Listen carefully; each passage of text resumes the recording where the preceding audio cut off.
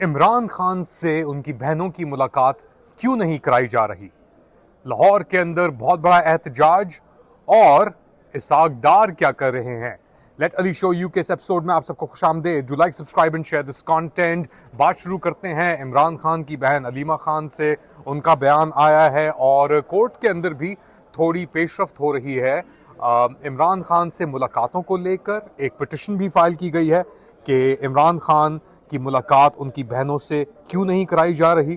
और इस सिलसिले के अंदर जो पीटीआई की और इमरान खान की लीगल टीम है वो भी बेसिकली बहुत एक्टिव नजर आ रही है। पहले सुने कि अलीमा खान क्या कह रही हैं इस मौजू के ऊपर और फिर बात को आगे बढ़ाते हैं। करोड़ों करोड़ों करोड़ों लोगों के नुमाइंदे हैं ये, और आपने उनको उठा के फेंक दिया। आप क्या बताने की कोशिश कर रहे हैं कि एक तनख्वाह शुदा कर्नल, एक तनख्वाहदार कर्नल जो जब आता है ना, वो अहद करके आता है पाकिस्तान के आइन की तहफ़्फ़ुज़ करेगा और पाकिस्तान के बॉर्डर्स की हिफाजत करेगा। वो क्या कर रहा है? कर्नल साहब हज़ारों लोगों, करोड़ों लोगों के नुमाइंदों को सड़क पे फेंक देता है। तो ये तो फिर माफिया हो गई, ये कोई फौज तो ना, ये हमारी तहफ़्फ़ुज़ वाले तो लोग नहीं हैं। और जज बेबस हैं। तो आज हम जज की सपोर्ट नहीं करेंगे, जज को जाके नहीं कहेंगे कि आप देखें डर के ना बैठे, हम अंदर आए, जज साहब पीछे से निकल कर चले गए।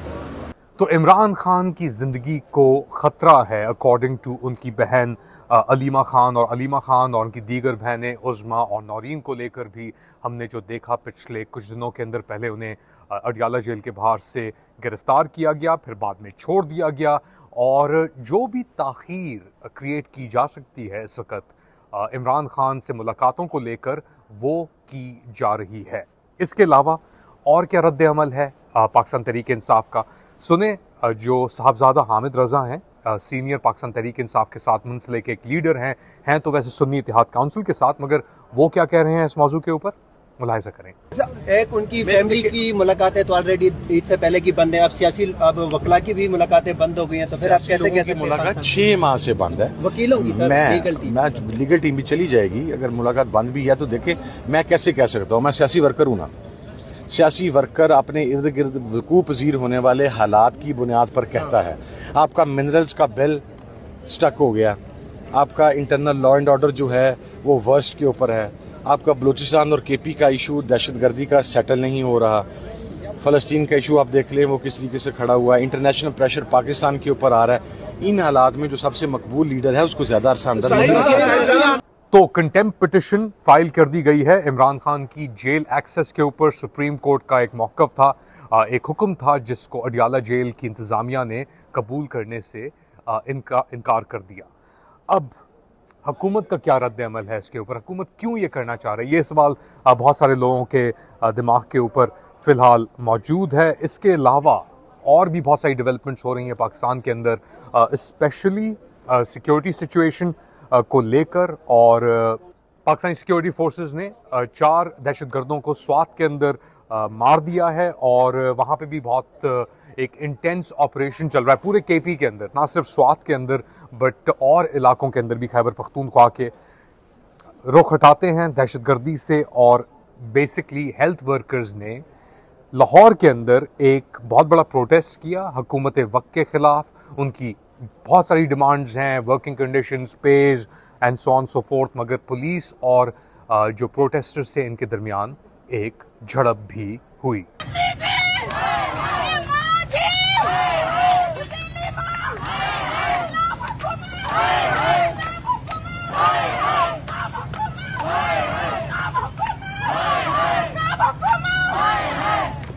अच्छा, ये सब कुछ तो हो रहा है पाकिस्तान के अंदर।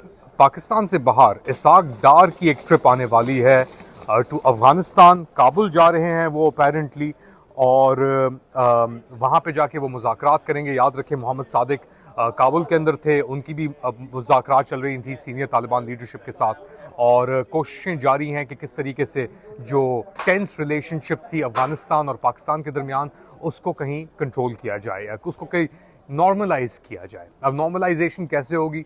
पाकिस्तान हज़ारों की तादाद में हर महीने अफ़गानियों को डिपोर्ट कर रहा है, और तलाल चौधरी जो इस पूरे सेटअप का एक हिस्सा हैं। वो कह रहे हैं कि जी इसहाक डार साहब जाते रहें काबुल, हफ्ते के रोज़ उनका प्लान विजिट है, लेकिन तलाल चौधरी कह रहे हैं कि डिपोर्टेशन डेडलाइन जो है उसके अंदर, और ये ऑब्वियसली इस महीने के एंड तक, वो कह रहे हैं कि हम जितने भी अफगान्स को निकाल सकते हैं निकाल देंगे, मगर तलाल चौधरी कह रहे हैं कि डिले नहीं आएगा डिपोर्टेशन डेडलाइन में। चारों सूबों को कम्युनिकेट कर दिया गया है कि आज के दिन से अगर कोई इल्लीगल आदमी को किराए पर कोई जगह, कोई दुकान, कोई मकान देगा तो वो भी जिम्मेदार होगा जो इसे ये किरायादारी पर ये जगह देगा।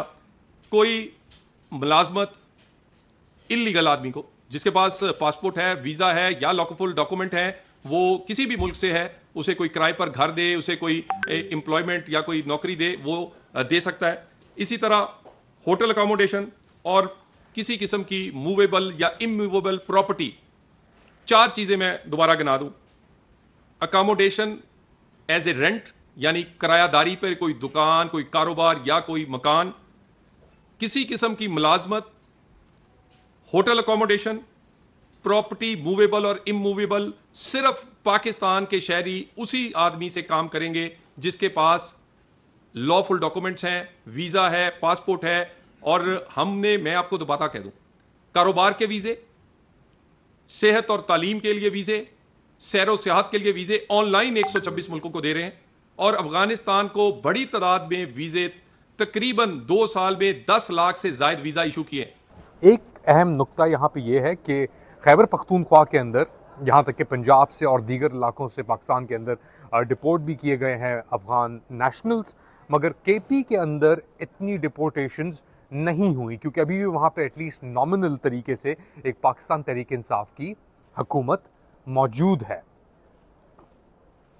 अजीब सा एक माहौल बना हुआ है पाकिस्तान में। एक तरफ आपके पास प्रोटेस्ट चल रहे हैं हर लेवल के ऊपर। हमने देखा कि KFC के ऊपर भी अटैक हुए गाज़ा को लेकर, गाज़ा के प्रोटेस्ट को लेकर, बट एक बंदा भी अब शहीद हो गया है, और इसी सिलसिले के अंदर 180 के लगभग लोगों को पाकिस्तानी सिक्योरिटी फोर्सेस ने अरेस्ट किया है इन स्पेसिफिक प्रोटेस्ट को लेकर। अब इसके ऊपर भी बहुत सारे लोगों के अपने ओपिनियंस हैं। अगर आप बात करें फॉर एग्जांपल एक्सपर्ट से, मेरी बात हुई लंदन के अंदर प्रोफेसर आयशा सिद्दीका से, तो वो कह रही हैं कि जी ये प्रोटेस्ट ऑर्केस्ट्रेट किए जा रहे हैं, जिस तरीके से हस्ब मामूल पहले भी होते रहे। जब भी कोई कंसेशन लेना होता था फॉरेन पावर्स से, बैनुल-अक़वामी पावर से, तो जो हुकूमत है वो प्रोटेस्ट को, या जो इस्टेब्लिशमेंट है वो प्रोटेस्ट को तरजीह देती थी कि हम इनके थ्रू दिखाएंगे कि यार अगर हम नहीं होंगे तो फिर आपके सामने ऐसी ही एक पिक्चर होगी, यही प्रोटेस्ट होंगे, यही तबाही होगी और लोगों को टारगेट किया जाएगा। सवाल ये, KFC को क्यों स्पेसिफिकली टारगेट किया गया? यहाँ तक कि KFC BDS लिस्ट के ऊपर भी नहीं है। पाकिस्तान के अंदर और भी रेस्टोरेंट्स हैं, तो क्या एक सॉफ्ट टारगेट था प्रोटेस्टर्स के लिए और अकॉर्डिंग टू एक्सपर्ट्स इस्टेब्लिशमेंट के लिए ये सब कुछ करने के लिए? बहुत बड़े सवालात, इनके जवाब हमारे पास फिलहाल मौजूद नहीं है। आप लोग क्या समझते हैं बताएं मुझे कमेंट सेक्शन के अंदर।